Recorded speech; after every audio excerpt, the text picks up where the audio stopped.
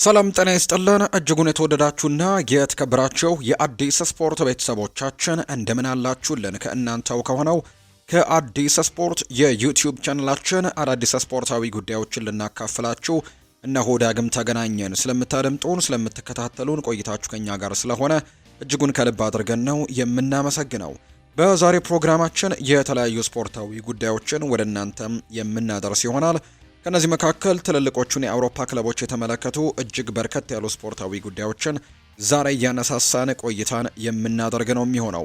እስከ ፕሮግራማችን ፍጻሜ አብራችሁኝ ቆዩ። በተለይ ዛሬ ደግሞ የሚጠበቅ አንድ መርሃ ግብር አለ። ማንቸስተር ዩናይትድ እና ኤቨርተን የሚያደርጉት ጨዋታ ይጠበቃል። ከዚህ ጨዋታ ጋር የማያይዘን ሰፋ ያሉ ነጥቦችን ወደ እናንተ እናደርሳለን። የዛሬውን ጨዋታ ማንቸስተር ዩናይትድ ምሽት 5 ሰዓት ላይ ሲያደርግ አሰልጣኝ ሩበን አሞሪም ልክ የዛሬ 1 ዓመት ነው ማንቸስተር ዩናይትድን በአሰልጣኝነት እየመሩ የመጀመሪያ ጨዋታቸውን ያደረጉት ከኢፕስዊች ታውን ጋር እንደነበረ እናስታውሳለን። ዛሬ ደግሞ በተወዳጁ የእንግሊዝ ፕሪምየር ሊግ ሌላ መርሃ ግብር ያደርጋሉ። እሱንም ጉዳይ የምንመለከተው ይሆናል። እስከ ፕሮግራማችን ፍጻሜ አብራችሁኝ ቆዩ። ሌሎች ስፖርታዊ ጉዳዮችን በስፋት እናካትታለን። አብራችሁኝ ቆዩ። ፉአድ ባሩ ፕሮግራሙን እየመራው ቆይታን አደርጋለሁ። ከመሸጋገሪያ በኋላ በድጋሚ ተመልሰን የምንገናኝ ይሆናል። አብራችሁኝ ቆዩ።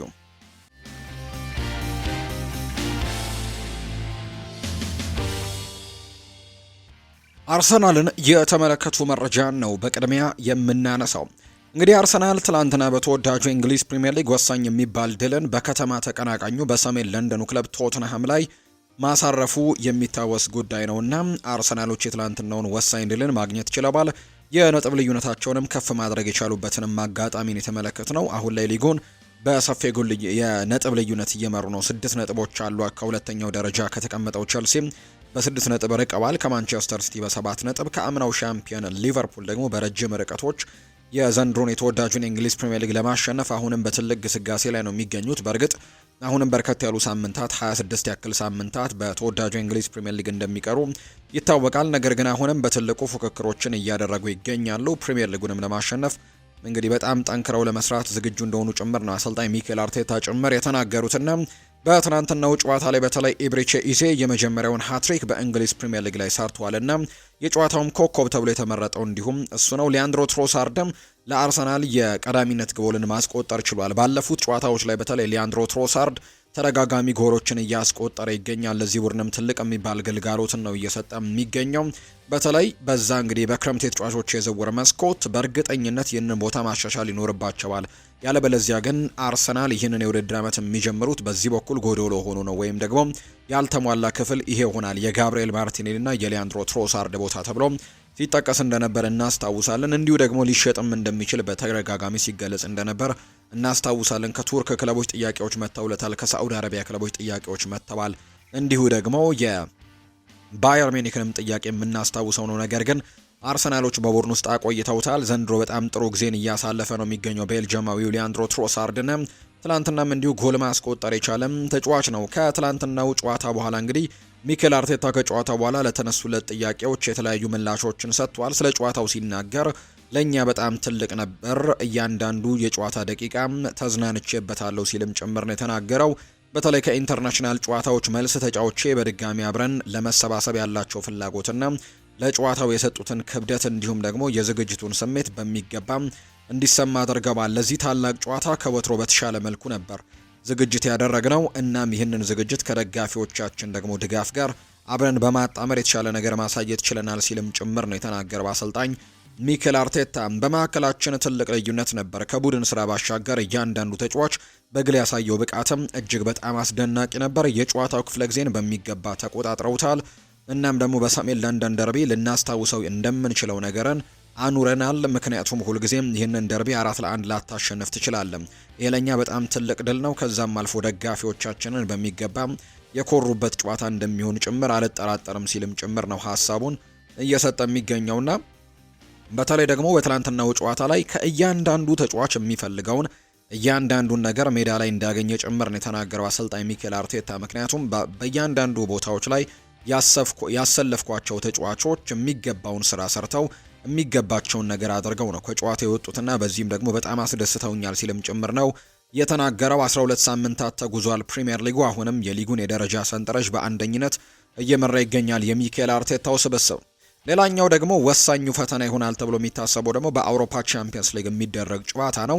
ዕለተ ረቡዕ ደግሞ አርሰናል በአውሮፓ ቻምፒየንስ ሊግ ጨዋታውን ያደርጋል። በጣም ጠንከር ያለ ተጋጣሚ እንደሚሆንም ይጠበቃል። ከባየር ሚኒክ ጋር ነው ጨዋታውን የሚያደርገው። ባየር ሚኒክ እና አርሰናል እንግዲህ በአውሮፓ ቻምፒየንስ ሊግ ካልተሸነፉ ቡድኖች መካከል እንግዲህ ነጥብ ካልጣሉት ቡድኖች መካከል ናቸውና በዚህ ሳምንት በሚያደርጉት ጨዋታ ላይ በጣም ተጠባቂ ይሆናል ተብሎ ይታሰባል። ሊጉንም ቻምፒየንስ ሊጉንም አንደኛና ሁለተኛ ሆነው እየመሩት ነው። በሊጋቸውም ቢሆን በጀርመን ቡንደስሊጋ ባየር ሚኒክ ጥሩ ግስጋሴን እያደረገ ነው። አንድ አቻ ብቻ ነው ያጠናቀቀው። ከዛ በተጨማሪ ደግሞ እንዲሁም ሌላኛው ደግሞ አርሰናልም በፕሪሚየር ሊጉ አሁንም በመሪነቱ እየቀጠለ ነው። በሳምንቱ መጨረሻም እነዚህ ሁለት ቡድኖች በጣም ጥሩ የሚባሉ ድሎችን አግኝተዋል። አርሰናል ትናንትና ቶትንሃምን 4-1 በሆነ ውጤት ማሸነፍ የቻለበት መርሃ ግብርና ያጠናቀቀው። ባየር ሚኒክ ደግሞ በሳምንቱ መጨረሻ ያደረገውን መርሃ ግብር 2-0 እየተመራ ቢቆይም 6-2 በሆነ ውጤት ማሸነፍ ችሏልና በጣም ትልቅ ፉክክር ይደረግበታል ተብሎ ይታሰባል። የዕለተ ረቡዕ የአውሮፓ ቻምፒየንስ ሊግ መርሃ ግብር አርሰናል ከባየር ሚኒክ ጋር የሚያደርጉት ይህንን ጨዋታ ደግሞ ጣሊያናዊው ዳኛ ማርኮ ጊዳ በኃላፊነት ወይም ደግሞ በመሃል ዳኝነት እንደሚመሩት ነው እየተገለጸም የሚገኘው። ተጠባቂ ጨዋታ ይሆናል ተብሎ እንደሚታሰብም ነው መረጃዎች የወጡት።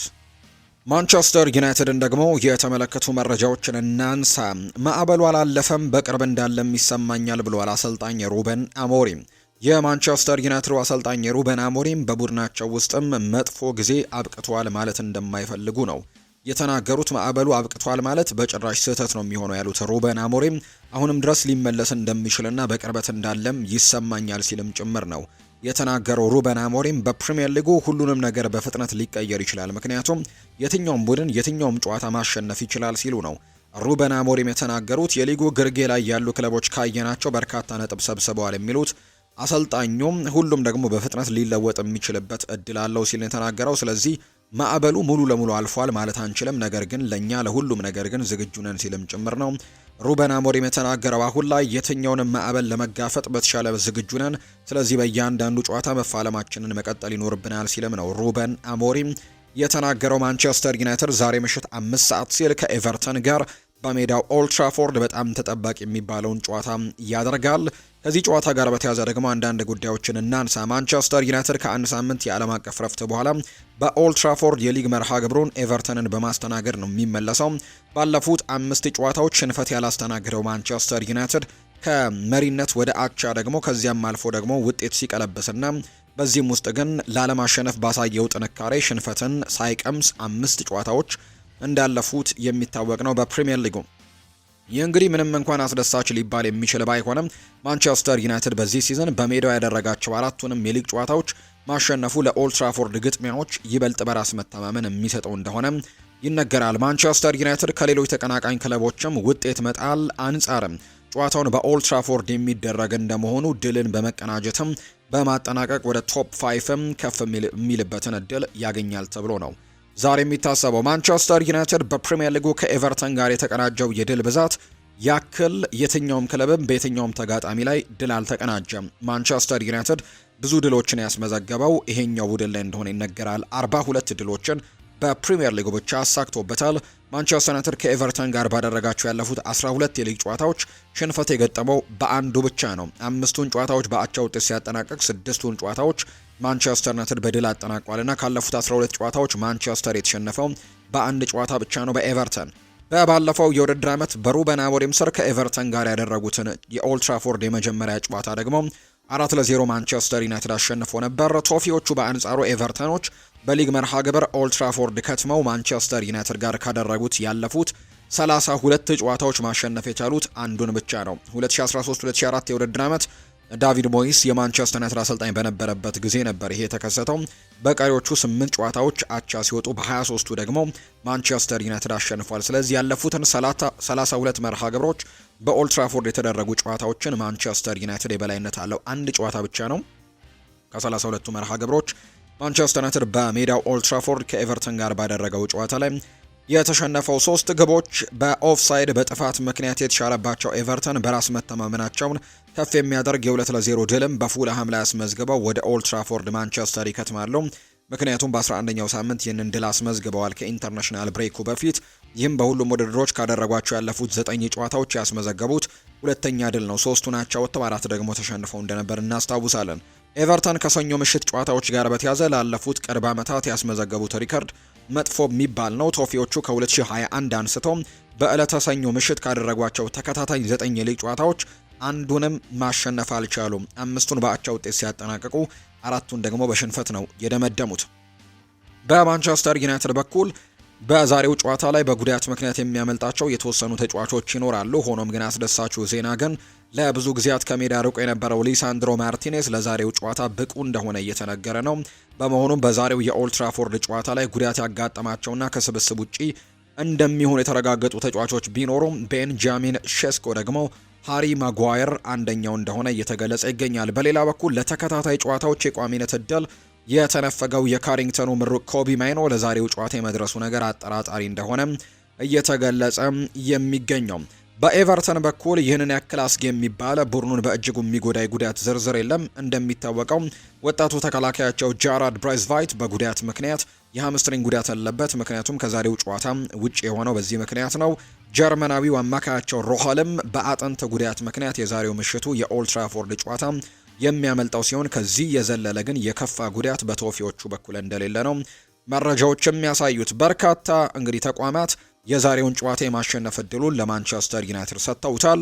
እንግዲህ ማንቸስተር ዩናይትድ ያሸንፋል የሚል ግምቶች ናቸው የሰጡት። ቤንጃሚን ሼስኮ በጉዳት ያጣው ሩበን አሞሪም በእርሱ ምትክ ኩኛህን በ9 ቁጥር ቦታ ላይ በፎልስ ናይንነት፣ ማውንትን ደግሞ በግራ ክንፍ በ10 ቁጥር ሚናነት ሊጠቀመው እንደሚችል ይታመናል። በተረፈ ግን ሊሳንድሮ ማርቲኔዝ ቋሚ አስተላለፍ ውስጥ እንደሚካተት የማይጠበቅ ሲሆን በግራ ክንፍ ላይም ከዳሎ በትንሹም ቢሆን የሚሻለው ዶርጉም በቋሚነት ሊጀምር የሚችልበት እድል እንዳለ መረጃዎች ያሳያሉ። በአንጻሩ ኤቨርተን በ4-2-3-1 እንዲሁም ጆርዳን ፒክፎርድ እንዲሁ ጄምስ ጋርነን፣ ታርኮስኪ፣ ኪን፣ ማይኮሌንኮ፣ ኢድሪሳ ጋናጎዬ እንዲሁ ደግሞ ሊሊማን ንጃዬ፣ ዶስቤሪ ሆል፣ ጃክ ግሪሊሽ እና ባሪን ይዘው ወደ ቋሚ አስተላለፍ ውስጥ ይገባሉ ተብሎ የሚታሰብ ነው የሚሆነው።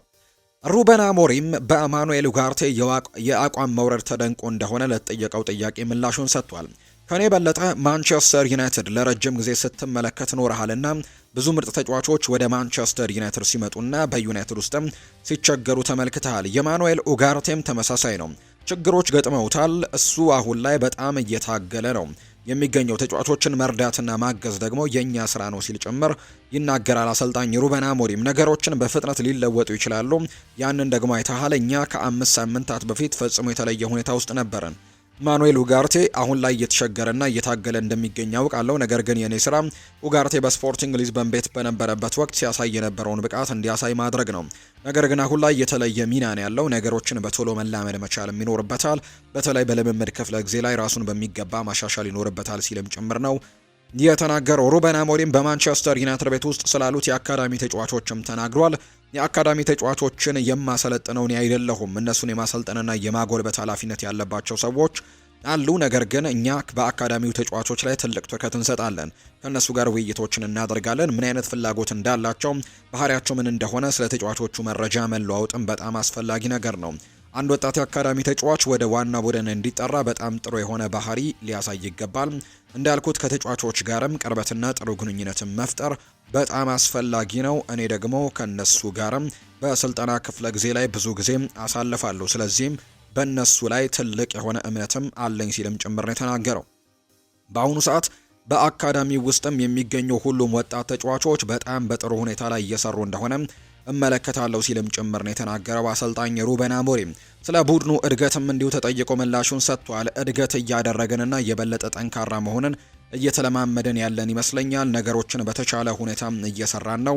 ነገር ግን አሁንም ፍጹም አይደለንም። የልምምድ ክፍለ ጊዜዎችንና ግጥሚያዎችን ስመለከትም አሁንም ከፍጹምነት በጣም የራቅን መሆናችንን በግልጽ ይታየኛል ብሏል። በዚህ ውድድር መድረክ አሸናፊዎች ለመሆንም በሁሉም ገጽታ ፍጹም መሆን ይኖርብናል። ሩበን አሞሪም ስለ ራስመስ ሆይለንድ መልቀቅም ሲናገር ሁለት አጥቂዎች ያስፈልጉናል። አንዳንድ ጊዜ በርካታ ቦታዎችን መሸፈን የሚችሉ ተጫዋቾችን እመርጣለሁ። ሁሉንም ሰው በአንድ ላይ ማስደሰት ሁልጊዜም ቀላል አይደለም። ራስመስ ሆይለንድ ቤንጃሚን ሼስኮ በማይኖርበት ጊዜ ብቻ እንዲጫወት ብትነግረው የሚፈጠሩን አስቡት። ይህም በመልበሻ ክፍል ውስጥ ለማስተዳደር የማይቻል ነው የሚሆነው። ለዚያም ነው ከየአካዳሚ ወጣት ተጫዋቾችን ማሳደግ በጣም አስፈላጊ የሆነው። የተጫዋቾች ጉዳት ለነሱ መልካም እድል ሊሆን ይችላል እና በተለያዩ ቦታዎች መስራት የሚችሉ ተጫዋቾች በቡድናቸው ውስጥ መኖራቸውን ቡድኑን በብቃት እንዳስተዳደርም ይረዳኛል ብሏል። ሩበን አሞሪም ስላሳለፈው ከባድ ጊዜያት ሲናገርም አሁንም ቢሆን ያ ጊዜ ሊመለስ እንደሚችል ይሰማኛል። ይህ ነገር በዚህ ክለብ ውስጥም ሳለው የስራዬ አካል ነው የሚመስለኝ። በእያንዳንዱ የልምምድ ክፍለ ጊዜ ውስጥም የተለያየ ስሜት ነው የሚሰማኝ። በጨዋታ ቀናት ነገሮች ምን ያክል በፍጥነት ሊለወጡ እንደሚችሉ አይታችኋል። ማንኛውም የፕሪሚየር ሊግ ቡድን በማንኛውም ቀን ማሸነፍ ይቻላል እና ከታች ያሉት ቡድኖችም ብዙ ነጥቦች ያሏቸው ሲል ጭምር ይናገራል። የአውሎ ንፋስ አልቋል ማለት አልፈልግም፣ ነገር ግን ማንኛውንም ፈተና ለመጋፈጥ አሁን ላይ በተቻለ ሁኔታ ላይ ዝግጁ ነን። በእያንዳንዱ ጨዋታ ያንን ስሜትም ማስቀጠል ብቻ ነው የሚያስፈልገን ሲልም ጭምር ነው የተናገረው።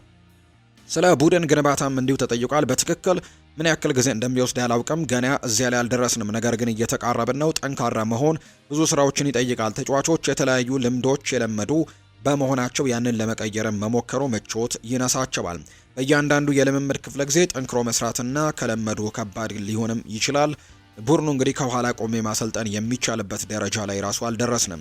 በእያንዳንዱ ልምምድ በእያንዳንዱ ቅጽበት መገኘትም አለብኝ። በትንሹም በልምምድ ወቅት ከጄሰን ዊልኮክስ ጋር እንኳን ማውራት የሚቻልበት ደረጃ ላይ አልደረስንም ሲልም ጭምር ነው የተናገረው አሰልጣኝ ሩበን አሞሪም ኮቢ ማይኖና ዜርክዚ በጥር ወር ከማንቸስተር ዩናይትድ በውሰት ሊለቁ ስለሚችሉበት ሁኔታ ጥያቄ ቀርቦለት ነበር። ለዚህ ክለብ ከምንም በፊት ቅድሚያ ይሰጠዋል። ክለቡ ደግሞና ቡድኑን ደግሞ ከሁሉም በላይ ማስቀደም አለብን። ከዚህ ውጪ ማንኛውም ነገር ይቻላል ሲልም ጭምር ነው የተናገረው።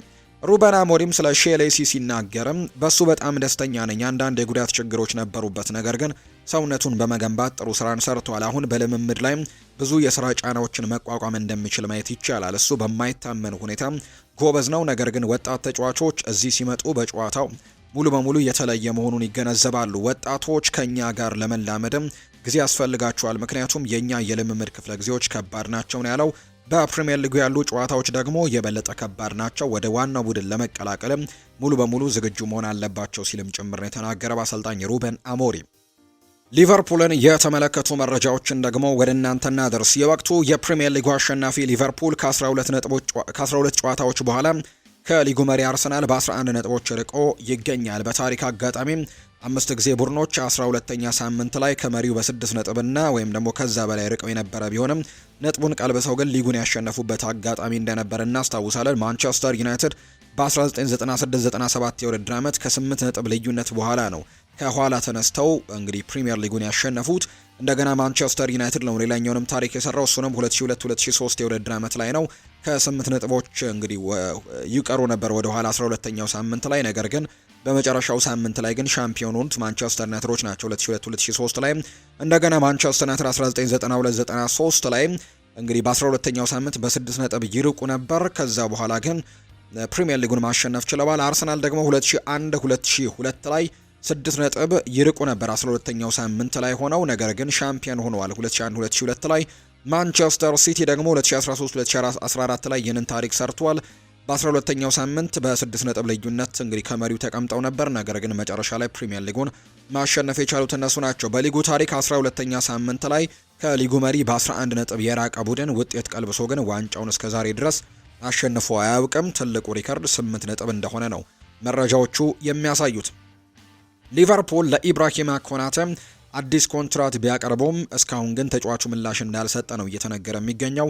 ተጫዋቹ በክረምት ተጫዋቾች የዝውውር መስኮት ከኮንትራት ነፃ እንደሚሆን ይታወቃልና ሊቨርፑል የዚህን ተጫዋች ኮንትራት በቶሎ ለማራዘም ንግግሮችን እያደረጉ ነው። ተደጋጋሚ ኮንትራቶችንም እያቀረቡለት ቢሆንም ነገር ግን እስካሁን ድረስ ኮንትራቱን እንዳልተቀበለና ምላሽ እንዳልሰጠ ነው መረጃዎቹ የወጡት። ጋሪ ኔቨል ይናገራል። ሊቨርፑልን የሚያክል ክለብ ሆነ በሊጉ ሻምፒዮን ሆነ ከ7 ጨዋታዎች 6 ጨዋታዎችን መሸነፍ በጣም ከባድ ነው። አትችልም፣ ተቀባይነትም የለውም። አሰልጣኙ የግዴታ የአጨዋወት ዘይቤውን መቀየር ያለበት ሰዓት ይመስለኛል ሲልም ጭምር ነው የቀድሞ ማንቸስተር ዩናይትድ ተጫዋች ጋሪ ኔቨል በአርኔ ስሎት ጉዳይ ላይ ሀሳቡን እየሰጠ የሚገኘውና አምና ሻምፒዮን ሆነ እንግዲህ ዘንድሮ ደግሞ ከ7ቱ ጨዋታዎች 6ቱን መሸነፍ ተቀባይነት የሌለው ነገር ነው ሲል ጭምር ነው ሀሳቡን የሰጠው። ሪያል ማድሪድን ደግሞ የተመለከቱ መረጃዎችን እናንሳ። ሪያል ማድሪድ አሁን ላይ 3 ጨዋታዎችን በተከታታይ ሳያሸንፍ ተጉዟል። ማግኘት ከሚገባው 9 ነጥብ ያገኘው 2 ነጥብ ብቻ ነው። እንግዲህ የሊጉ መሪነትን በተንጠላጠለ ሁኔታ ላይ ነው ትላንትና የመራው። ከባርሴሎናም የሚበልጠው በአንድ ነጥብ ብቻ እንደሆነ ይታወቃል። በቤርናቢው ቫሌንሲያን 4-0 ካሸነፉ በኋላ በሁሉም ነገር እንግዲህ ወደ ታች እየወደቁ ይገኛሉ። አሁን ላይ ማሸነፍም ያልቻሉበትን አጋጣሚ ነው እየተመለከተ የምንገኘውና ከኤልቼ ጋር እንዲሁ ትላንትና አቻ ተለያይተዋል። ከዛ በፊት በአንፊልድ በቻምፒየንስ ሊግ በሊቨርፑል የተሸነፉበትንም አጋጣሚ ተመልክተናልና እንዲሁ በሶስት የመሃል ተከላካይ መጫወት እንኳን ምንም ነገር አላስተካከለም። ማድሪድ በኤልቼ ተበልጦ 2 ጊዜ መሪነት የተወሰደበት ቢሆንም ከመሸነፍ የዳነውም ቤሊንግሃም እንግዲህ በመጨረሻዎቹ ደቂቃዎች ላይ ባስቆጠረው ጎል ነው። ሻቪ አሎንዞ ከጨዋታው በኋላ ቡድኑ አልፈረሰም፣ ነገር ግን ውጤቱና ጨዋታችንን ማሻሻል አለብን ብሏል። እንግዲህ በአንድ ወቅት ድንቅ መስሎ የነበረው ፕሮጀክት አሁን ላይ ግን በየጨዋታው ጥርጣሬዎችን መፍጠር ጀምረዋል። በመሃል ሜዳው ላይ ቁጥጥር የለም፣ ከፍተኛ ፕሬሲንግ የለም። በመልበሻ ክፍል ውስጥም ትልቅ ችግሮች እንዳሉ ይነገራል። ከወራት በኋላ እንኳን የቡድኑ መዋቅር አሁንም ግልጽ እንዳልሆነ ነው የሚነገረውና ማድሪድ እንግዲህ መሪ ሆኖ ቀጥሏል። ነገር ግን አሁንም በጣም ከባድ ሁኔታ ውስጥ እንዳለ ግን ማርካ የተባለው የመረጃ ምንጭ ይናገራል። በቀጣይ ከኦሎምፒያኮስ ጋር ደግሞ በግሪክ አቴንስ ጨዋታውን ያደርጋል በአውሮፓ ቻምፒየንስ ሊግ። የሪያል ማድሪድ ሰራተኞች በኤልቼው ጨዋታ በቫልቬርዴ ደስተኛ አልነበሩም ተብሏል። የኤልቼ ሁለተኛ ጎል ሲቆጠር አሰልጣኙ ከውጤቱ በላይ ያስቆጣ ነገርም አስተውሏል። ኳሱ ከመሃል ሜዳ ሲነጠቅም ካማቪንጋ አሲስት ያደረገውን ተጫዋች ለመያዝ ቢሞክርም ቫልቬርዴ ግን አልቫሮ ሮድሪጌዝን መከታተል አቁሞ እንደነበር ነው የተገለጸው። አልቫሮ ከአሴንሲዮ ጋር እንግዲህ በ1-1 ቢገናኝም ቫልቬርዴ ግን ወደ ኋላ ሲዘገይም ታይቷል። ከጨዋታው ደቂቃ መጠናቀቅ በኋላ የአሰልጣኝ ስታፍ አባላቱም ስለ መከላከል ጥንካሬና ስለ ጨዋታ ኢንቴንሲቲ ተጫዋቹን በቀጥታ እንዳነጋገሩት ጭምር ነው የስፔን የተባለው የመረጃ ምንጭም የተናገረው። ሮድሪጎም ከባድ መጥፎ ሪከርድን ያስመዝግበዋል። በሪያል ማድሪድ ተጫውተው ካለፉ አጥቂዎች ታሪክም ምንም ጎል ሳያስቆጥሩ ብዙ ጨዋታዎች በማድረግ 3ኛ ደረጃ ላይ ተቀምጠዋል። ማሪያኖ ዲያስ በ30 ጨዋታዎች ጎል አላስቆጠረም። ራፋ ማሪኖ በ29 ጨዋታዎች ጎል አላስቆጠረም እና ሮድሪጎም ደግሞ እስካሁን ድረስ በ29 ጨዋታዎች ጎል አላስቆጠረም እስካሁን ድረስና ምናልባት እንግዲህ በቀጣዮቹም ጨዋታዎች ማስቆጠር የማይችል ከሆነ ይህንን ሪከርድ የሚያስቀጥልበት እድል ይኖራል ተብሎ ነው የሚታሰበው። መጥፎ የሆነ ሪከርድ ነው። ሻቪ አሎንዞ የመልበሻ ክፍሉን ቁጥጥር አጥቷል የሚል መረጃን ራዲዮ ማርካ የተባለ የመረጃ ምንጭ እያወጣ ነው። ቪኒ ጁኒየርን ተቀያሪ ማድረጉ በመካከላቸው ያለውን ውጥረት የበለጠ አባብሶታል። በጨዋታው አቀራረብ የባለፈው አመቱንም እንግዲህ ቁጥር 2 እንግዲህ አንቸሎቲን መምሰል ጀምሯል። ተመሳሳይ ስርዓት፣ አንድ አይነት ተጫዋቾች፣ ተመሳሳይ ቀያሬ፣ ምንም አይነት ፕሬሲንግ እንደሌለ ነው በርካቶች የሚያነሱት። በመስመሮች መካከልም ግንኙነቶች በጣም የቀነሱ ናቸው። አላማው ላይ የማጥቃት ሀሳቦችም የሉበትም ተብሎ እንደታሰበ ነው ራዲዮ ማርካ የተባለው የመረጃ ምንጭ እየገለጸ የሚገኘው። ቸልሲን የተመለከቱ መረጃዎችን ደግሞ እናንሳ። ኤንዞ ማሬስካ ይናገራል። የምንችለውን ያክል ብዙ ተጫዋቾችን ወደ ተቃራኒ ቦክስ ለማስገባት እንሞክራለን። በቦክስ ውስጥ 1 ወይም 2 ተጫዋቾች ብቻ ሲኖሩ ደግሞ አስቸጋሪ ነው። ነገር ግን በተቃራኒ ቦክስ 5 እና 6 ተጫዋቾች ሲኖሩ ደግሞ ተጨማሪ የጎል እድልም ይኖራል ሲልም ጭምር ነው የተናገረው ኤንዞ ማሬስካ። የጎል እድሎችን ለመፍጠር በእያንዳንዱ ዘዴዎች ላይ እንሰራለን። እናም 40 ጎሎችን የሚያስቆጥር አጥቂም ከመያዙ በፊትም ያሉት 5 ተጫዋቾች እያንዳንዳቸው 10 ወይም 12 ጎሎች እንዲያስቆጥሩ መርጣለሁ። ነገር ግን የክንፍ ተጫዋቾች አሲስት ሲያደርጉና ጎል ሲያስቆጥሩ ግን እወዳለሁ ሲል ነው ኤንዞ ማሬስካ የተናገረው። የማሬስካ ቁልፍ የመሃል ተከላካይ ምርጫ ታውቋል። እንደ ከቼንድ ኦፍሳይድ ዘገባ ማሬስካ ለቼልሲ ቁልፍ መሃል ተከላካይ የፎረስቱን ብራዚላዊ የ23 ዓመት የመሃል ተከላካይ ሙሪሎን ወደ ቼልሲ ማምጣትም ይፈልጋል ተብሎ ነው የተነገረው። ፔድሮ ኔቶ የባርሴሎና የዝውውር ኢላማ ሆኖ ብቅ ብሏል። የካታላኑ ስፖርቲንግ ዳይሬክተር የሀገሩ ሰው የሆነው ዴኮ የኔቶ ትልቅ አድናቂ እንደሆነ ፌጂያስ የተባለው የመረጃ ምንጭ እየተናገረ ነው። በዚሁ የሲቲ ጉዳዮችን የምናንሳ ወይ 1 ወይም ደግሞ 2 የማንቸስተር ከተማ ክለቦች ለኤሊዮት አንደርሰን ክለብም ከባድ ጥያቄን ያቀርባሉ ብዬ አስባለሁ። የሚሰማኝ ይህ ነው ሲል ክሬግ ሆፕ ተናግሯል። አንደኛው የማንቸስተር ከተማ ክለብ አሊያ ደግሞ ሁለቱም የማንቸስተር ከተማ ክለቦች ይህንን ተጫዋች ለማስፈረም ጥያቄ እንደሚያቀርቡ አስባለሁ ሲል ነው ክሬግ ሆፕ ሀሳቡን የሰጠው። ይህ ጨዋታ መርሃ ግብር ከዚህ በፊት የለመድነው ነው ብሏል ፔፕ ጓርዲዮላ። ከዚህ በፊት ትሬብልና ኳድራፕልን አሸንፈናል። እናም የጨዋታ መርሃ ግብርም እንደዚህ ነበር ያኔ ኖረን ስላሳለፍ ነው። ለዛ ደግሞ አሁን ምንም ችግር የለብንም ማለት ነው። አላማችንም ጨዋታውን ማሸነፍ ብቻ ነው ሲልም ነው ፔፕ ጓርዲዮላ የተናገረው። በጣም ጥሩ ተጫውተናል። እናም እነሱ በፊዚካሊቲና በመሃል ሜዳ በጣም ጥሩ ነበሩ። ሁለተኛውን ጎል ካስቆጠሩ በኋላም ጥሩ ሞራል አግኝተዋል። እንደዚህ አይነት ጨዋታ በጣም ፊዚካሊቲ ይፈልጋል። ኳሱን ታገኛለህ፣ ከዚያም ደግሞ ታጠዋለህ፣ ከዚያም እንደገና ታገኘዋለህ፣ ከዚያ ደግሞ እንደገና ታጠዋለህ። ብሩኖ ጉማሬሽ አስደናቂ ስራን ሰርቷል። ጥራቱንም በደንብ ያሳየበት ጨዋታ ነው ብዬ አስባለሁ። እነሱም ደግሞ ከማዕዘን ምት ጎል አስቆጥረዋል። እናም የሆነው ሆኗል። እናም እኛ ጎል ማስቆጠር አልቻለም ሲልም ጭምር የተናገረው ፔፕ ጓርዲዮላ። ሊዮኔል ሜሲ የአሲስት ሃትሪክ የሰራበት ትላንትና ሌሊትን አሳልፈዋል። ሌሊቱን በምስራቅ ኮንፈረንስ የግማሽ ፍጻሜ ጨዋታ ኢንተር ማያሚ ከሲንሲናቲ ጋር የተጫወተ ሲሆን 4-0 በሆነ ውጤት አሸንፏል። ሊዮኔል ሜሲም 3 አሲስት እና 1 የግንባር ኳስም በጎልነት አስቆጥሮ በስሙ አስመዝግቧል። የጨዋታው ኮከብም ተብሎ ተመርጧል። ኢንተር ማያሚ በ7 ጨዋታዎችም ካስቆጠረው 25 ጎሎች 22 የሚሆኑት የሊዮኔል ሜሲ ቀጥተኛ ተሳትፎ አለባቸው። ሊዮኔል ሜሲ በእግር ኳስ ዘመኑ ያስቆጠራቸውን ጎሎች 896 የደረሱ ሲሆን የአሲስት መጠኑ ደግሞ 404 ደርሷል። ይህ ማለት 1300 የጎል አስተዋጽኦች ላይ በመድረስ በታሪክ ቀዳሚው እግር ኳስ ተጫዋች መሆን ችሏል። ኢንተር ማያሚ በታሪኩ ለምስራቅ ኮንፈረንስ ፍጻሜም አልፎ የማያውቅ ሲሆን በቀጣይ ፍጻሜውን ተጫውቶ ካሸነፈ ከምዕራብ ኮንፈረንስ የፍጻሜ አሸናፊው ጋር ለዋናው ዋንጫ ደግሞ የሚጫወት ይሆናል ተብሎ ነው የሚታሰበው። ባርሴሎና ለዳኞች ብር ይከፍላል ብለዋል ፍሎሬንቲኖ ፔሬስ። የሪያል ማድሪዱ ፕሬዝዳንት ፍሎሬንቲኖ ፔሬስ ለዳኞች ከ8 ሚሊዮን ዩሮ በላይ ከፍሏል በማለትም ስሞታቸውን አሰምተዋል። እንደ ማርካ ዘገባ ከሆነ ብሉ ግራናዎቹ እንደ አውሮፓውያኑ አቆጣጠር ከ2001 እስከ 2018 ባለው 17 ዓመታት ውስጥ ለስፔን ከፍተኛ ሊግ ዳኞች ወደ 8.4 የሚጠጋ ሚሊዮን ዩሮ ከፍሏል ሲሉ ፔሬስ ተናግረዋል። ፍሎሬንቲኖ ፔሬስ እንደሚሉት ምክንያቱ ምንም ይሁን ምንም ለዳኞች ለ17 ዓመታት ይህንን ያክል ገንዘብ መክፈሉ የተለመደ አይደለም፣ ስፖርቱን ለማሳደግ አደጋ ውስጥ የጣለ ነው ሲሉ ጭምር ነው የተናገሩት ፍሎሬንቲኖ ፔሬስ። ውድ ቤተሰቦቻችን አሁን ደግሞ በሳምንቱ መጨረሻ የተደረጉ የአውሮፓ ታላላቅ ሊጎች አሉ። የቁጥራዊ መረጃዎቻቸውን ወደ እናንተ እናድርስ። ፕሪሚየር ሊጉን፣ ስፓኒሽ ላሊጋን፣ ጀርመንን፣ ጣሊያንን፣ ፍሬንችና ሳኡዲን እንመለከታለን። ቁጥራዊ መረጃዎቻቸውን እናንሳ።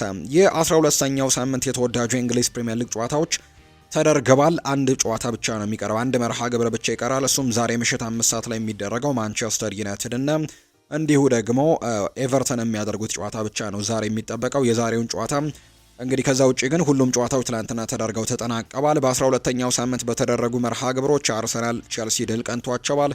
ማንቸስተር ሲቲ፣ ሊቨርፑል ደግሞ ሽንፈት የገጠማቸው ቡድኖች እንደሆኑ ነው የተመለከትነው። በአጠቃላይ 12 ሳምንታትን በተጓደው የተወዳጁ የእንግሊዝ ፕሪምየር ሊግ መሪው አርሰናል ነው። 9ኙን ጨዋታዎች ከ12ቱ አሸንፏል። 2ቱን ጨዋታዎች በአቻ ውጤት ያጠናቀቀበትና አንዱን ጨዋታ ደግሞ የተሸነፈበት መርሃ ግብር ነው። አቻ ውጤት ያጠናቀቀው ከሰንደርላንድና ከማንቸስተር ሲቲ ጋር ባደረጋቸው ጨዋታዎች ናቸው። የተሸነፈው ደግሞ እንዲሁ በሊቨርፑል እንደነበር እናስታውሳለን። በአጠቃላይ ግን በ12 ሳምንታት 9ኙን ድል አድርጎ 2ቱን ባቻ ውጤት በማጠናቀቅ በ29 ነጥቦች አሁንም ሊጉን በአንደኝነት እየመራ ይገኛል። የሚኬል አርቴታው ስብስብ አርሰናል ሁለተኛ ደረጃ ላይ የተቀመጠው ቼልሲ ነው። በ12 ጨዋታዎች የሰበሰበው የነጥብ ብዛት 23 ነው። ከሊጉ መሪ አርሰናልም በ6 ነጥቦች ዝቅ ብሎ ሁለተኛ ደረጃ ላይ መቀመጥ ችሏል። 7ቱን አሸንፎ 2ቱን አቻውቶ 3ቱን ተሸንፎ ነው ሁለተኛ ደረጃ ላይ የተቀመጠው። የፔፕ ጓርዲዮላ ማንቸስተር ሲቲ 3ኛ ደረጃ ላይ ተቀምጧል። በተለይ አርሰናል ላይ ጫናዎችን ያሳድራል ተብሎ ተጠብቆ ነበር። ነገር ግን በዚህ ሳምንት ባደረገው መርሃ ግብር በኒውካስል ዩናይትድ የ2-1 ሽንፈት ገጥሞታልና በ22 ነጥቦች 3ኛ ደረጃ ላይ ቀርቷል። ከሊጉ መሪ አርሰናልም የ7 ነጥቦች ልዩነት አለው። የኡናይ ኤምሪ አስተን ቪላ 21 ነጥቦችን መሰብሰብ የቻለ ቡድን እንደሆነ የተመለከተ ነው። የኦሊቨር ግላርሰኑ ክሪስታል ፓላስ 20 ነጥቦችን ሰብስቦ 5ኛ ደረጃ ተቀምጧል። የፋቢያን ሁርዚሌሩ ብራይተን በ19 ነጥቦች 6ኛ፣ ሰንደርላንድም እንዲሁ 19 ነጥቦች ያሉት፣ ቦርንመዝም 19 ነጥቦችን ሰብስቦ እነዚህ እስከ 8ኛ ደረጃ የተቀመጡ ናቸው። ቶተናም በ18 ነጥብ 9ኛ ደረጃ ላይ ነው የተቀመጠው። ቶተናም ካለፉት 5 ጨዋታዎች ማሸነፍ የቻለው አንዱን ብቻ ነው። 3ቱን ደግሞ በተሸናፊነት አጠናቋል። አንድ ጨዋታ ደግሞ በአቻ ውጤት ማጠናቀቅ ችሏል። ማንቸስተር ዩናይትድ ዛሬ 12ኛ ሳምንት መርሃ ግብሩን የሚያደርግ ይሆናል። የዛሬውን ጨዋታ ማሸነፍ የሚችል ከሆነ ነጥቡን 21 ማድረስ የሚችልበትንም እድል ማግኘት ይችላል። በአጠቃላይ ያለው ንጹህ ጎል ደግሞ አንድ ነውና የዛሬውን ጨዋታ 3 ጎሎችን አስቆጥሮ ማሸነፍ የሚችል ከሆነ የደረጃ ሰንጠረዡም 4ኛ ደረጃ ላይ መቀመጥ የሚችልበት እድሉ አለው። ነገር ግን ጨዋታውን ግን ካሸነፈ ብቻ ደግሞ በ3 ጎል ልዩነት ባይሆንም ማለት ነው ጨዋታውን የሚያሸንፍ ከሆነ ደግሞ 5ኛ ደረጃ ላይ መቀመጥ የሚችልበትን እድል ያመቻቻል ተብሏል። ሊቨርፑል በ18 ነጥብ 11ኛ ደረጃ ላይ የተቀመጠ ቡድን ነው። ከሊጉ መሪ አርሰናል ያለው የነጥብ ልዩነት 11 ነጥቦች ላይ እንደደረሰ ተመልክተናል። የአምናው ሻምፒየን ሊቨርፑል አሁን ላይ የሚገኘው ከወገብ በታች እንደሆነ ተመልክተናል። ካለፉት 7 ጨዋታዎችም 6ቱን ተሸንፏል። አንዱን ጨዋታ ብቻ ነው ማሸነፍ የቻለው፣ እሱም ከአስተን ቪላ ጋር ያደረገው መርሃ ግብር። የደረጃ ሰንጠረዡ ግርጌ ላይ ወልቭስ ነው የተቀመጠው። 2 ነጥቦችን ብቻ ነው የሰበሰበው። እስካሁን በ12 ሳምንታት ውስጥ አንድም ጨዋታ ድል ማድረግ ያልቻለው ብቸኛው ቡድን ወልቭስ ነው። ሁለት እንግዲህ ጨዋታዎችን በአቻ ውጤት አጠናቀው 2 ነጥቦችን ሰብስቦ 20ኛ ደረጃ ላይ ተቀምጠዋል። አዲስ አዳጊዎቹ በርንሌና ሊድስ ዩናይትድ እነዚህ 11 እና 10 ነጥቦችን ይዘው የመጨረሻዎቹ 18ኛና 19ኛ ደረጃ ላይ የተቀመጡ ሌሎች ቡድኖች እንደሆኑ ተመልክተናልና በተወዳጁ የእንግሊዝ ፕሪሚየር ሊግ እነዚህ ናቸው በአጠቃላይ በደረጃ ሰንጠረዡ ላይ የሚገኙት። ዛሬ እንዳልኳቸው ማንቸስተር ዩናይትድ ከኤቨርተን ጋር የሚያደርጉት ጨዋታ አለ። የከፍተኛ ግብ አስቆጣሪነቱን የማንቸስተር ሲቲ አጥቂም ኤርሊንግ ብሮት ሃላንድ ነው እየመራ የሚገኘው። በአጠቃላይ በዚህ ውድድር ዓመት 14 የፕሪሚየር ሊግ ጎሎችን አስቆጥሮ ነው የመራው። ብራዚላዊው የብሬንትፈርድ አጥቂ የሆነው ኢጎር ቲያጎ 9 ግቦችን በማስቆጠር ከሃላንድ ቀጥሎ ሁለተኛ ደረጃ የተቀመጠው ነው። የብራይተኑ ዳኒ ዌልቤክ ዘንድሮ ጥሩ ጊዜያቶችን እያሳለፈ ነው። የቀድሞው ማንቸስተር ዩናይትድና የአርሰናል አጥቂ 7 ግቦችን ዘንድሮ አስቆጥሯል። አንቷን ሴሜኒዮ ከቦርንመዝ እና ዣን ፊሊፕ ማቴታ ደግሞ ከክሪስታል ፓላስ 6 ግቦችን በማስቆጠር ተከታትለው የተቀመጡ ተጫዋቾች ያደርጓቸዋል። የአሲስቱን ደረጃ 3 ተጫዋቾች በእኩል 4 አሲስቶች ይመሩታል። የኤቨርተኑ ጃክ ግሪሊሽ፣ የቶትንሃሙ ሞሐመድ ኩዱስ እንዲሁ ደግሞ ሃርትማን ከበርንሌ እነዚህ 4 አሲስቶች ያደረጉ ናቸው። 3 አሲስቶችን ያደረጉ ግን በጣም በርካታ ተጫዋቾች እንዳሉ ነው የተመለከትነው። የቦርንመዙ አንቷን ሴሜኒዮ፣ የማንቸስተር ዩናይትዱ ብሩኖ ፈርናንዴዝ፣ የክሪስታል ፓላሱ ዳንኤል ሙኖስ፣ የአርሰናሉ ዴክላን ራይስ፣ የዌስትሃም ዩናይትዱ ኤል ሃጂ ማሊክ ዲዮፍ፣ የብራይተኑ ጆርጂኒዮ ሩተር፣ የሰንደርላንዱ ግራኒት ዣካ፣ የቸልሲው ዣኦ ፔድሮ፣ የአርሰናሉ ሊያንድሮ ትሮሳርድ፣ የአስተን ቪላው ሉካስ ዲኜ፣ የቦርንመዙ ማርኮስ ሴንሲና የብራይተኑ ያኩቡ ሚንቴ እነዚህ ደግሞ 3 አሲስቶችን አድርገው በአሲስቱ የደረጃ ሰንጠረዥ ላይ ሁለተኛ ደረጃ ላይ የተቀመጡ ተጫዋቾች እንደሆኑ ነው የተመለከት ነው። የስፓኒሽ ላሊጋን የምንመልከት መሪው ሪያል ማድሪድ ባለፉት 2 ሳምንታት ማሸነፍ አልቻለም። በላሊጋው ሁለቱንም ጨዋታዎች በአቻ ውጤት ነው ያጠናቀቀው። ነገር ግን ባርሴሎና ደግሞ ድል እያደረገ እየመጣ ነውና አሁን ላይ ያላቸው የነጥብ ልዩነት 1 ብቻ እንደሆነ ተመልክተናል። ሪያል ማድሪድ እንግዲህ በአጠቃላይ በ13 ጨዋታዎች 10ሩን አሸንፎ 2ቱን በአቻ ውጤት በማጠናቀቅ 1 ተሸንፎ እንግዲህ 32 ነጥቦችን ሰብስቦ በአንደኝነት የተቀመጠ ቡድን ሆኗል። ባርሴሎና በ31 ነጥቦች ሁለተኛ ደረጃ ላይ የተቀመጠ ቡድን ነው። ቪያሪያል 3ኛ ደረጃ ላይ ተቀምጧል በ29 ነጥቦች ሶስተኛ ነው። ቢጫ ሰርጓጆቹ አትሌቲኮ ማድሪድ በ28 ነጥብ 4ኛ ደረጃ ላይ ሲቀመጥ፣ ሪያል ቤቲስ በ20 ነጥቦች 5ኛ ደረጃ ላይ የተቀመጠ ነው። ዢሮና፣ ሌቫንቴና ሪያል ኦቪዬዶ ደግሞ የመጨረሻዎቹን 3 ደረጃዎች የያዙ ቡድኖች እንደሆኑ ተመልክተናል። የከፍተኛ ግብ አስቆጣሪነቱን በስፓኒሽ ላሊጋ የሚመራው ኬሊያን ምባፔ ነው 13 ግቦችን በማስቆጠር ይመራል። ሮበርት ሌቫንዶስኪ ከባርሴሎና በ8 ግቦች ይከተለዋል። ፌራን ቶሬስ ከባርሴሎና እና ሁሊያን አልቫሬስ ከአትሌቲኮ ማድሪድ 7 ግቦችን ያስቆጠሩ ናቸው። ኢታ ኢዮንግ ከሌቫንቴና ቬዳት ሙሩኪ ደግሞ ከማዮርካ 6 ግቦችን ያስቆጠሩ ተጫዋቾች እንደሆኑ የተመለከት ነው። የአሲስቱን ደረጃ ማርከስ ራሽፎርድ ነው በ7 አሲስቶች የሚመራው። ላሚን ያማል ከባርሴሎና፣ ሉዊስ ሚላ ከኬታፌ እነዚህ ደግሞ 6 አሲስቶችን ያደርገዋል። አርዳ ጉሌር ከሪያል ማድሪድ 5 አሲስቶች ያሉት፣ ጁሊያኖ ሲሞኔ ከአትሌቲኮ ማድሪድ፣ ፓብሎ ፎርናንስ ከሪያል ቤቲስ፣ ሩበን ቫርጋስ ከሲቪያ፣ ቪኒሲዮስ ጁኒየር ከሪያል ማድሪድ እነዚህ ደግሞ 4 አሲስቶችን በላሊጋው ላይ ያስመዘገቡ ተጫዋቾች ናቸው። ጀርመንን እንመልከት። በጀርመን ቡንደስሊጋ 11 ሳምንታት ተጉዘዋል እስካሁን ድረስ ጀርመን ላይ። በአጠቃላይ በጀርመን ቡንደስሊጋ የሊጉን መሪነት እየመራ የሚገኘው ባየር ሚኒክ ነው። እስካሁን ካደረጋቸው 11 ጨዋታዎች አንድ ጨዋታ ላይ ብቻ ነው ነጥብ የጣለው። አንድ ጨዋታ ብቻ አቻ ውጤት ተለያይቷል እንጂ 10 ጨዋታዎች በድል ነው ያጠናቀቀው። በአጠቃላይ ማግኘት ከነበረበት 33 ነጥብ 31ዱን ማሳካት ችሏል። ባየር ሚኒክ በአንደኝነት ተቀምጧል። አርቢ ለብዚሽ ሁለተኛ ነው በ25 ነጥቦች ሁለተኛ ደረጃ ላይ ተቀምጧል። ሌቨርኩዘን በ23 ነጥቦች ሶስተኛ ደረጃ ላይ ሲቀመጥ፣ ቦሩሲያ ዶርትመንድ በ22 ነጥቦች አራተኛ ደረጃ ላይ ሲቀመጥ፣ የደረጃ ሰንጠረዡ ግርጌ ላይ ማይንዝ እና ሄዲንሃም በ6 እና በ5 ነጥቦች የመጨረሻዎቹን ደረጃዎች የያዙ ሁለት ቡድኖች ናቸው። ከፍተኛ ግብ አስቆጣሪነቱን እየመራ የሚገኘው ሃሪ ኬን ነው። ሃሪ ኬን በአጠቃላይ በዚህ የውድድር ዓመት 14 ግቦችን አስቆጥሯል። ለባየር ሚኒክ በአንደኝነት ተቀምጧል። የአይንትራክ ፍራንክፈርቱ ጆናታን ቡርካት ደግሞ በ8 ግቦች ሁለተኛ ነው። ሃሪስ ደግሞ ከቦሩሲያ ሞንቸግላድባ በ7 ግቦች ሶስተኛ ደረጃ ላይ ሲቀመጥ፣ የስቱትጋርቱ ዴኒስ ኡንዳፍ፣ የባየር ሚኒኩ ሉዊስ ዲያዝ እና ሌላኛው የባየር ሚኒክ ተጫዋች ሚኬል ኦሊሴ በ6 ግቦች ደግሞ ቀጣዩን ደረጃ የያዙ ተጫዋቾች ናቸው። የአሲስቱን ደረጃ እየመሩ የሚገኙ ሁለት ተጫዋቾች ያሉ ፋሬስ ቻቢ ከአይንትራክ ፍራንክፈርት እና ሚኬል ኦሊሴ ከባየር ሚኒክ 6 አሲስቶችን ማድረግ የቻሉ ተጫዋቾች ናቸው።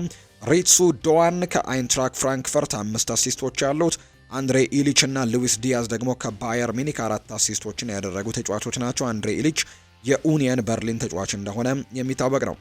በጣሊያን ሴሪኤም የደረጃ ሰንጠረዡ ላይ በየሳምንቱ እንግዲህ ለውጦችን እየተመለከትን እንገኛለን። በዚህ ሳምንት የጣሊያን ሴሪኤን መሪነት የተረከበው ደግሞ የጃምፔሮ ጋስፔሪኒ ቡድን ሮማ ነው። ሮማ በ27 ነጥቦች የሊጉን መሪነት በአንደኝነት ተቆጣጥሮታል። በ12 ጨዋታዎች 9ኙን አሸንፎ 3ቱን ተሸንፏል። ሮማ በአንጻሩ ኤሲ ሚላን ትናንትና በጣም ወሳኝ የሚባል ድል አግኝቷል። የደርቢ ዴላ ማዱኒያን ድል ማሳካት ችሏል። በ25 ነጥቦች ሁለተኛ ደረጃ ላይ ነው የተቀመጠው። የአንቶኒዮ ኮንቴውና የአምናው ሻምፒዮን ናፖሊ በ25 ነጥቦች ሶስተኛ ደረጃ ላይ ሲቀመጥ፣ ኢንተር ሚላን በ24 ነጥቦች አራተኛ ደረጃ ላይ ነው። ዩቬንቱስ በ20 ነጥብ ስድስተኛ ደረጃ የተቀመጠ ቡድን እንደሆነ ተመልክተናል። የጣሊያኑ ክለብ ኮሞ ደግሞ አንድ ጨዋታ ይቀረዋል። ከሳሶሎ ጋር የሚያደርገው መርሃ ግብር አለ። ከዛ በተጨማሪ 18 ነጥብ ነው መሰብሰብ የቻለው። የዛሬውን ጨዋታ ማሸነፍ የሚችል ከሆነ ደግሞ ነጥቡን 21 ማድረስ ይችላልና ከዩቬንቱስ ቀድሞ ስድስተኛ ደረጃ ላይ መቀመጥ የሚችልበት እድሉ እንዳለው ይታወቃል። እንግዲህ ጠንካራ ተወዳዳሪ የነበረው አታላንታ ዘንድሮ ጥሩ ጊዜን እያሳለፈ አይገኝም። በተለይ አሰልጣኙ ጃምፔሮ ጋስፔሪኒን እንዳጣ ይታወቃልና ዘንድሮ ጥሩ ጊዜን እያሳለፈ አይገኝም። 13ኛ ደረጃ ነው በ13 ነጥብ የተቀመጠው። ያለፉትን 5 ጨዋታዎች አንድም ጨዋታ ማሸነፍ አልቻለም። ያለፉትን 3 ተከታታይ ጨዋታዎች ደግሞ በሽንፈት ነው ያጠናቀቀው። ዤኖዋ በ8 ነጥብ 18ኛ፣ ፊዮረንቲና በ6 ነጥብ 19ኛ እና ቬሮና በ6 ነጥብ 20ኛ ደረጃ ላይ የተቀመጠ ሌላኛው ቡድን እንደሆነ ነው የተነገረው። የከፍተኛ ግብ አስቆጣሪነቱን እየመራ የሚገኘው የኤሲ ሚላኑ ክሪስቲያን ፖሊሲክ ነው። በ5 ግቦች ይመራዋል። ሃካን ቻናኖግሉም ከኢንተር ሚላን እንዲሁ 5 ግቦች አሉት። ሪካርዶ ኦርሴሊኖ 5 ግቦችን ያስቆጠረ ተጫዋች ነው ከቦሎኛ። ሌላኛው አንድሬ ፍራንክ ዞምባንጉሳ ከናፖሊ፣ አንድሪያ ፒናሞንቲ ከሳሶሎ፣ አንጌ ዩአን ቦኒ ከኢንተር ሚላን፣ ዶሚኒኮ ቤራርዴ ከሳሶሎ፣ ፍሬድሪኮ ቦንዛሎ ከክሮምኔንሴ፣ ጂኦቫኒ ሲሞኔ ከቶሪኖ፣ ኬቨን ደብሮይና ከናፖሊ፣ ላውታሮ ማርቲኔስ ከኢንተር ሚላን፣ ማቴዮ ፔሌግሪኖ ከፓርማ፣ ማቲያስ ሱለ ከሮማ፣ ኒኮ ፓስ ከኮሞ እና ሳንቲያጎ ካስትሮ ከቦሎኛ እነዚህ አራት ግቦችን ማስቆጠር የቻሉ ተጫዋቾች ናቸው። በጣሊያን ሴሪኤ የአሲስቱን ደረጃ እየመራ የሚገኘው ደግሞ ኤሚ ሆልም ነው ከቦሎኛ። እንዲሁ ደግሞ ፍሬድሪኮ ዲማርኮ፣ ጀረሚ ቬንፑት ከክሮሚኔንሴ፣ ዲማርኮ ከኢንተር ነው፣ ኒኮፓስ ከኮሞ እና ኒኮላ ካምፓኒ ከቦሎኛ እነዚህ አራት አሲስቶችን በማድረግ የአሲስቱን ደረጃ ይመሩታል። ፍሬንች ሊጓንን እንመልከት። በፓሪስ ሳን ዠርሜን የበላይነት አሁንም እንደቀጠለ ነው የሚገኘው። 13 ሳምንታትን ተጉዟል። ነገር ግን ያለው የነጥብ ልዩነት 2 ብቻ ነው። ማርሴይ ሁለተኛ ስለሚገኝ ፓሪስ ሳን ዠርሜን በ30 ነጥብ ነው ሊጉን እየመራ የሚገኘው። በአንጻሩ ማርሴይ በ28 ነጥብ ሁለተኛ ነው። ሌንስም በተመሳሳይ 28 ነጥብ ሶስተኛ ደረጃ ላይ ተቀምጧል። ሊል 23 ነጥቦችን ይዘው አራተኛ ደረጃ ላይ ተቀምጠ ነው። ሜትስ እና ኦንዤ ደግሞ የመጨረሻዎቹን 2 ደረጃዎች የያዙ ቡድኖች ናቸው። ከፍተኛ ግብ አስቆጣሪነቱን ሜሰን ግሪንውድ እየመራው ይገኛል። 10 ግቦችን አስቆጥሯል። አምና ከኦስማን ዴምቤሌ ጋር እኩል ከፍተኛ ግብ አስቆጣሪ ደረጃን ይዞ ማጠናቀቁ እናስታውሳለን። ጆአኪን ፔናንቺ ከስትራስቡርግ 9 ግቦችን ያስቆጠረ ነው። እንዲሁ ደግሞ ኤስቴባን ለፑል 7 ግቦችን ያስቆጠረ ተጫዋች ነው። የፓሪስ ሳን ዠርሜኑ ብራድሊ ባርኮላ እና ዣኦ ኔቬስ 5 ግቦችን ማስቆጠር ችለዋል። የማርሴው ፒየር ኤሜሪክ ኦባሜያንግም 5 ግቦችን ማስቆጠር የቻለ ተጫዋች እንደሆነ የተመለከትነው ጉዳይ ነው። የሞናኮ አንሱ ፋቲ እንዲሁ የባርሴሎናው ተጫዋች ማለት ነው። አሁን በውሰት ነው ሞናኮ የሚገኘው። እሱም 5 ግቦችን ማስቆጠር ችሏል። የአሲስቱን ደረጃ የፓሪስ ሳን ዠርሜኑ ቪተኒሃ ነው የሚመራው። 6 አሲስቶችን ያደረገ ተጫዋች ሲሆን 5 አሲስት ያደረገው ደግሞ አንድሪያ ቶምሰን ሁለተኛ ደረጃ ላይ የተቀመጠበትን ነው እየተመለከትን የምንገኘው። ሜሰን ግሪንውድ እና ፒየር ኤሜሪክ ኦባሜያንግም በአሲስቱም ደረጃው ላይ ይገኛሉ። 4 አሲስቶችን ማድረግ የቻሉ ተጫዋቾች ናቸው። የአውሮፓ የሊግ ዳሰሳዎችን እነዚህ ነው የሚመስሉት። አሁን ደግሞ ሌላኛው የምንዳስሰው ጉዳይ ደግሞ የሳዑዲ ፕሮ ሊግን ይሆናል። በሳዑዲ ፕሮ ሊግም ጨዋታዎች ቀጥለው እየተደረጉ ይገኛሉ። አሁንም አልናስር እንግዲህ በጣም በጥሩ ሁኔታ እየቀጠለ ይገኛል። አልናስሮች እንግዲህ 9 ሳምንታትን በተጓዘው የሳዑዲ ፕሮ ሊግ 9ኙንም ሳምንት በማሸነፍ ሊጉን እየመሩ ይገኛሉ። አልሂላሎች ግን ባለፉት ጥቂት ጨዋታዎች ላይ ተከታታይ ድሎችን ማምጣት ችለዋል። ነገር ግን አልናስር ነው አሁንም ሊጉን እየመራ የሚገኘው። በ9 ሳምንታት ባስቆጠሩት 27 ግቦች አንደኛ ደረጃ ላይ ተቀምጠዋል። አልሂላል ሁለተኛ ደረጃ ላይ ተቀምጠዋል። በ23 ነጥብ ሁለተኛ ደረጃ ላይ የተቀመጠ ቡድን ነው። አልአህሊ ሳዑዲ በ19 ነጥቦች አራተኛ ደረጃ ላይ የተቀመጠ ቡድን ነው። ከዛ በተጨማሪ የአምናው ሻምፒዮን አልኢቲሃድ ግን በ13 ነጥቦች ከሊጉ መሪ አልናስር ዝቅ ብለው በ14 ነጥብ ሰባተኛ ደረጃ ላይ ተቀምጠዋል። የአምናው ሻምፒዮን እንደነበሩ እናስታውሳለን። ዘንድሮ ግን ገና በሊጉ 9ኛው ሳምንት በ13 ነጥቦች ከሊጉ መሪ አልናስር ርቀው 7ኛ ደረጃ ላይ ተቀምጠዋል። ለተወሰኑ ጊዜያት ይሄ ሊግ የማይወር ነው የሚሆነው፣ ምክንያቱም በቅርቡ የኤዥያን ውድድር ይደረጋል ከሴፕቴምበር 9 እስከ ሴፕቴምበር 28 እና ለተወሰኑ ጊዜያት ሊቋረጥ እንደሚችል የሚያሳዩ መረጃዎች ናቸው እየወጡ የሚገኙት። ስለዚህም በሳዑዲ ፕሮ ሊግ ደግሞ እንግዲህ አልናስር አሁንም በሊጉ መሪነት በአንደኝነት ተቀምጦ ነው ሊጉን እየመራ የሚገኘው። የከፍተኛ ግብ አስቆጣሪነቱን ሁለቱ የአልናስር ተጫዋቾች አሁንም ፉክክራቸውን እያደረጉ ይገኛሉ። ሁለቱ ፖርቱጋላዊያን ተጫዋቾች ጃኦ ፌሊክስ 11 ግቦችን በማስቆጠር እየመራው ይገኛል። ክሪስቲያኖ ሮናልዶ በ10 ግቦች ሁለተኛ ደረጃ ላይ ተቀምጧል። ትናንትናም ሲያሸንፉ በጣም ቆንጆ የነበረች የመቀስ ምት ጎል ማስቆጠር መቻሉን እናስታውሳለን። በአጠቃላይ የጎል ቁጥሩንም 954 ማድረሱን የምናስታውሰው ነው። አሁንም ግን በከፍተኛ ግብ አስቆጣሪነቱ ሁለተኛ ደረጃ ላይ ተቀምጧል። ጆሹዋ ኪንግ ከአልካሌጅ 9 ግቦች ያሉት፣ ሁሊያን ደግሞ ከአልቃዲሺያ 6 ግቦች ያሉት፣ ማርኮስ ሊዮናርዶም እንዲሁ 6 ግቦችን ማስቆጠር የቻለ ተጫዋች ነው። ከአልሂላል ነው ይህ ተጫዋች ደግሞ ጎሉን ያስቆጠረው። የአሲስቱን ደረጃ እየመሩ የሚገኙትም የአልካሌጅ ተጫዋች ነው። እንግዲህ ኮስታስ በ7 አሲስቶች ይመራዋል። ከዛ በተጨማሪ ግን ኪንግስሌይ ኮመን እና ሳዲዮ ማኔ 4 አሲስቶችን ማድረግ ችለዋል። ሌላኛው የአልናስር ተጫዋች አንጄሎ ጋብሪኤልም 3 አሲስቶችን በማድረግ የተቀመጠ ተጫዋች እንደሆነ ነው መረጃዎች የሚያሳዩት። በአጠቃላይ የተደረጉ ደግሞ የሊግ የደረጃ ሰንጠረዥና ቁጥሮቻቸው እነዚህን ነው የሚመስሉት። የተወደዳችሁና የተከበራችሁ ቤተሰቦቻችን ለዛሬ ያዝንላችሁ አዳዲስ ስፖርታዊ ጉዳዮቻችን እነዚህን ነው የሚመስሉት። ስላደመጣችሁን፣ ስለተከታተላችሁን፣ ቆይታችሁ ከኛ ጋር ስለነበር እጅጉን ከልብ አድርገን እናመሰግናለን። ፉአድ ባሩ የዛሬውን ፕሮግራም እየመራው ከእናንተ ጋር ቆይታን አድርጌያለሁ። በቀጣይ ፕሮግራሞቻችን ሌሎች ስፖርታዊ ጉዳዮችን አካተን በድጋሚ ተመልሰን የምንገናኝ ይሆናል። ለዛሬ ግን ስለተከታተላችሁን ከልብ አድርጌ አመሰግናለሁ። በቀጣይ ፕሮግራማችን እንገናኛለን። መልካም ቀን እንዲሆንላችሁ ነው በአክብሮት የምመኘው።